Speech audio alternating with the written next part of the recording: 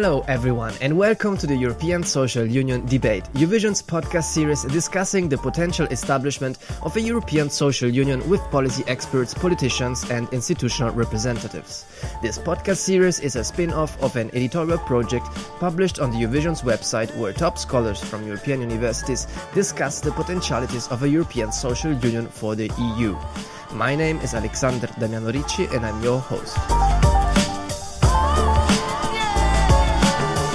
Today, joining our podcast series, Jana Hainsworth, Secretary General of Eurochild, a network of organizations working with and for children throughout Europe and that strives for society that respects the rights of children. Eurochild advocates for children's rights and well-being to be at the heart of policymaking. Thank you very much for being with us, Mrs. Hainsworth. You're welcome. My pleasure. Mrs. Hainsworth, Eurovision's calls for the establishment of a fully fledged European Social Union in the EU, counterbalancing the prominent economic integration or union we have. The first question for all our guests usually is how much they think such an institutional construct, that is the European Social Union, is needed in the EU today. But more than that, I would like to immediately ask you also if and why childcare and more generally social policy supporting children should be part of a revamp of the social dimension of the EU. Thank you for the question. I think we perceive that it is impossible to have a successful, functioning, prosperous European Union without equal consideration of the impacts and how the Union supports social progress. So you simply cannot have an economic and monetary union that will be successful without giving equal attention to the impact on society and how the Union gives equal attention to ensuring that all the member states are achieving social progress and moving towards social inclusion goals. And it is recognition of that equal balance that the EU has come out with the Pillar of Social Rights in 2017. Unfortunately, the question is whether it's too little and too late because the economic and monetary policies have produced and catalyzed more inequality across the European Union. So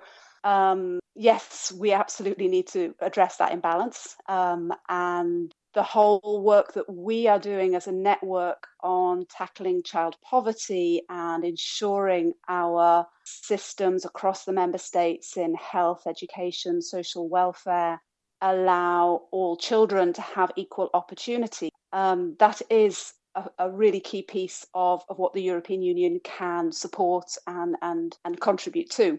But it requires a much more integrated way of thinking at the leadership of the European Union. And Eurochild deals with several strands of policymaking or policy fields, if you prefer, which can generally be defined as promoting the interests and needs of children. Let me mention those you cite on your website, namely promoting children's rights, fight against child poverty, family and parenting support, early childhood education and care, children in alternative care, child and youth participation. So there's a lot.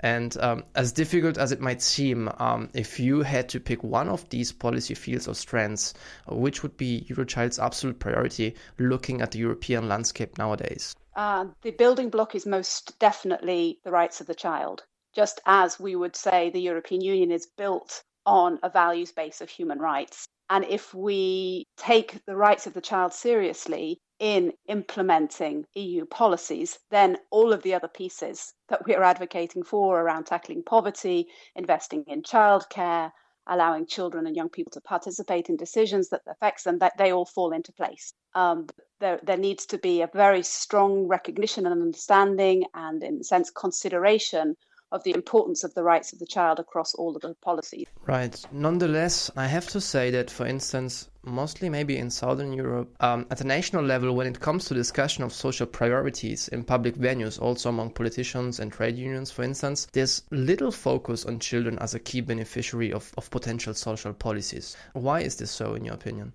I think the EU and some of the countries that are slowly catching up to why children's rights perspective is relevant to the economic and social policies that have traditionally focused exclusively on employment and labour market issues, and children are just seen as how do we enable parents to access the labour market in a more effective way. And they're just sort of, how do we tackle the dependents that are the children? And we are really trying to challenge that vision, because ultimately you take a children's rights perspective, you are taking a long-term view of society. You are looking at children not only as dependents and how we free up time for adults to go to work, but you're actually at them as an investment, as key participants in society, and that their growth and development will contribute to a prosperous future, but also that their present experience of their childhood is fundamental to how the European Union and Europe in general will look tomorrow. Right, the focus on children and social policies developing life chances for children have been and still are one of the key components of the so-called social investment paradigm, which has been central in welfare studies since the late 90s and also in much of the EU legislative and communicational activities over the past 20 years. So how do you evaluate the achievements of this paradigm of social investment? I think it's still very relevant. I wouldn't say it has become central to our understanding of social policies. I think it's still a little bit on the margins. And we saw that in this European Commission, which came in on the back of the social investment package, which included within it the Investing in Children recommendation. And that was definitely a policy guidance from the European Union that we strongly endorsed. And we felt that it was a very helpful guidance for the member states to follow. But it lost a lot of momentum in this European Commission, and that whole social investment paradigm went a little bit on the back burner. Now, I think that there's some discussion around whether the social investment paradigm is somehow in contradiction to the social protection more broadly, and that we shouldn't only be looking at the return on our investment, taking a human rights based approach where everybody has an entitlement and everybody is able to benefit from the social support and social safety nets, regardless of whether they are going to be returning that investment in economic and monetary terms. But I think we have a much more sophisticated understanding now that society requires everybody to participate, whether they are of working age or not, or indeed during working age, whether they are productive or not, because that solidarity, that inclusive approach to our societies is essential for prosperity. And our societies will be necessarily judged by how we are including the most vulnerable. And without that attention to the most vulnerable, the society becomes much more fragmented and much less resilient to the kinds of crises that we've currently faced because of the profligate competitive environment and the drive for economic growth without due recognition of how it impacts on inequalities in our society. Fair enough. In the aftermath of the European Pillar of Social Rights, Eurochild is taking part now together with research consultancies Applica, the Luxembourg Institute of Socioeconomic Research, and Save the Children in the preparation of a feasibility study on the child guarantee proposal. The study will seek to assess the feasibility and added value of a child guarantee by studying whether a specific funding program would contribute to better outcomes for children across Europe. Could you explain to us, first of all, how this child guarantee could look like, and in the second place, what the state of the art is concerning the preparation of the study? Yeah, difficult to say what this guarantee is going to look like. That's part of the research that we're doing. But I think the starting point for this whole initiative is that it is unacceptable in a region as wealthy as the European that 1 in 4 children is growing up in poverty, and that poverty during childhood limits children's access to good education, childcare, high nutrition, housing, and there are all kinds of evidence to show that children who are living in low-income families or on the margins of society basically get worse outcomes in adulthood, and so there is a political momentum that the European Union should be prioritizing policy attention so that you change and influence domestic, so national policies in these areas. And the child guarantee as such is driven from the European Parliament. So there's cross-party understanding that child poverty is an issue, is a problem, is a challenge that should be addressed with a European Union dimension. And the child guarantee emerged from that, asking that all children have access to decent housing, nutrition, early childhood education and care, education, and healthcare.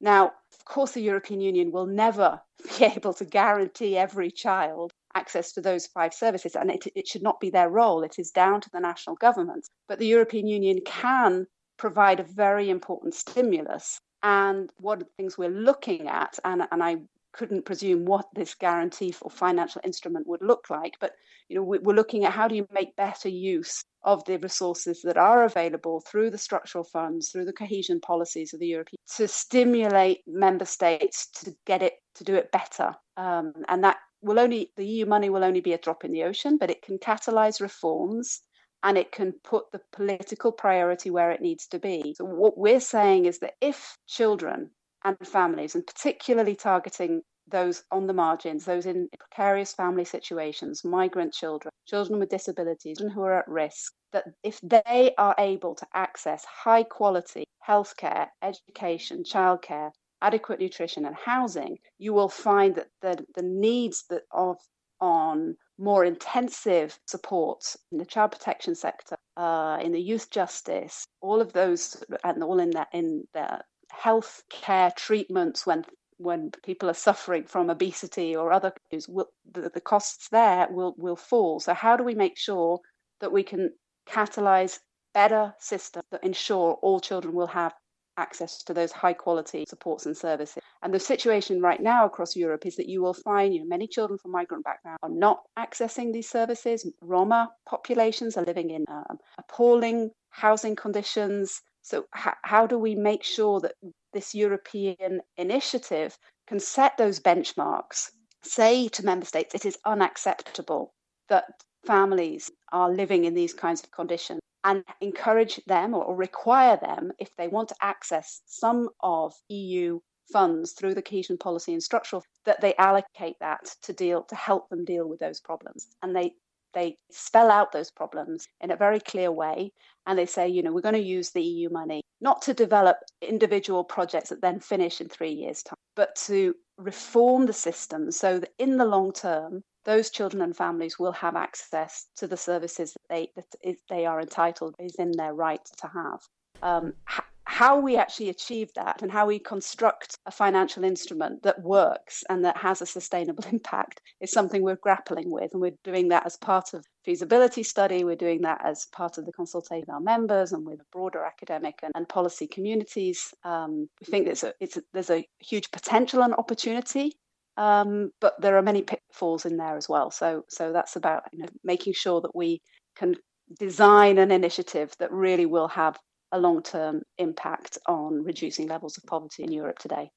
Well, I think that you somehow already answered to my next question, which was actually, do you think that the child guarantee would be an exhaustive measure to fulfill the provision of Principle 11 under the 3rd chapter of the European Pillar of Social Rights?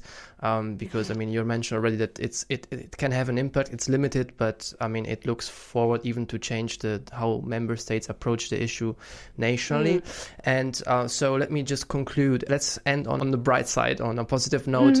Can you give us a brief overview of which countries are actually ahead in the fight for children's rights in Europe? At risk of not ending on a very positive note, which would be a bit of a shame, there is no one country that is doing everything right, and every country can definitely improve. And there are pockets of poverty in the most wealthy and well-developed welfare states. Sweden would be the example that we often refer to as being a child rights haven. They legislated against violence against children and corporal punishment in the 70s. They have a tremendously child-friendly society, but there are pockets of poverty. They are really struggling with access to support and services of migrant children and migrant families. So there's something that every member state can do, which is actually, to end on a positive note, what is great about the fact that the European Parliament has come out in such strong support across the political parties for an initiative such as a child guarantee is that most importantly, it's agenda setting. It's saying, investing in children is not something you do on the margins. It's not a nice to have. It's not something you leave to charity. It's something at the very core of your political and economic